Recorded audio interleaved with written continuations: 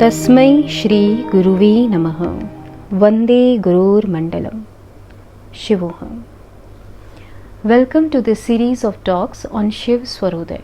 Shiv Swaroday is an ancient tantric text in which Lord Shiva, the Adinath, unfolds the secrets of Swaryug, the practice of which reveals the working of cosmos and its cosmic rhythms that keep pulsating within our body.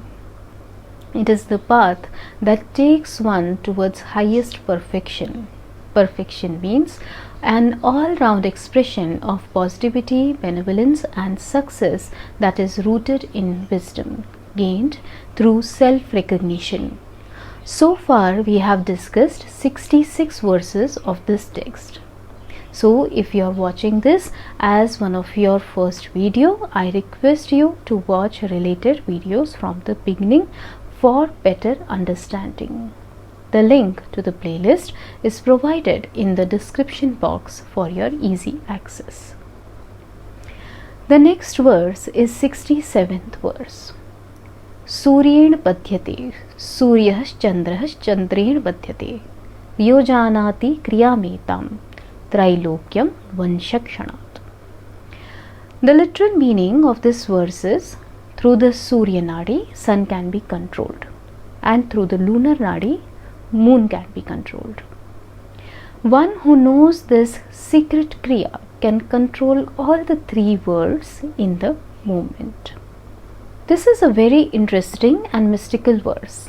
None of the teachers and commentaries have actually elaborated this verse beyond the already known facts about connections of Ida and Pingla with sun and moon. This verse is the root of an ancient science known as Surya Vigyan that is lost now, but if one does not understand the meaning of this verse, one may think that a tall claim has been made by Lord Shiva here. In this verse it is said that if you are able to bring control over your Surya Nadi, that is Pingla, you can control the sun. And if you are able to control your lunar Nadi, that is Ida, you can control the moon. The sun and moon referred to here are not the cosmic luminaries that you see above in the sky, rather the creative and preserving principles. There are some laws of nature that no ordinary sadhan siddha can control, however great a yogi one becomes. An adept of exceptional powers or a Janma siddha can, however, exhibit some degree of control over few laws. I am not discussing various types of siddhas here, but since I mentioned Surya Vigyan, I must mention about a celebrated Surya Yogi of the recent past, Swami Vishuddhanandji Maharaj. He was an accomplished Surya Vijnani. Accounts of his magical feats that he could produce using concentrated cosmic solar energy with his inner lunar energies coupled with mantra shakti are unimaginable.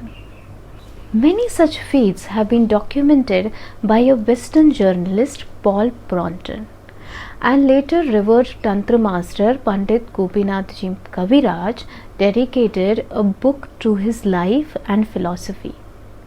Swami Vishuddhanandji was also known as Gandh Baba, as he could produce any smell out of thin air anytime, anywhere at will. The power of Ida and Pingla Swar can do so many things for us. While you may all be dreaming about controlling the movement of sun and moon in the sky, but the most important thing is to obtain a motionless mind instead. Swar Vigyan makes it possible. There is yet another dimension of the sun and moon referred here in this verse. These are the planets in your astrological chart. Sun represents your personality. It is your outer self, the way you project yourself to the world. The sun gives you courage and confidence. It is also the planet that has its effect on your overall health.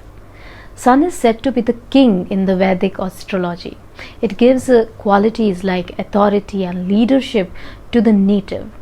Sun represents the vital force and Atma. The native is able to achieve the highest expression of true self with a strong sun in the chart. Talking about the moon, it represents our emotions, moods, behavior and feelings. If sun is your outer self, then moon is your inner self. If sun is the king, then moon is the queen. Moon governs the mind. It means it tells how you feel about people, things, situations around you. It tells us about the emotional and mental temperament of a person. When the moon is strong, the native has a balanced state of mind and is able to focus easily. It represents our unconscious mind. It also has an effect on the fertility of the native. Moon represents the feminine forces in life, just as sun represents the masculine force and creative energies in her life. So now you should understand about the profound effect the planets sun and moon have on the native according to his or her astrological chart or kundali. When one is able to bring the Pingala Nadi in control, one is able to control the vital forces within, thus affecting and controlling the sun. And when one is able to bring the forces of Ida Nadi in control, one gains the capacity to control the mind, thus affecting and controlling the moon. This is a completely new dimension that has been presented here. But let me tell you, this is not at all claim. I myself have seen the changes that happened within me as I got initiated in Swaryog practices and started to do the sadhana diligently.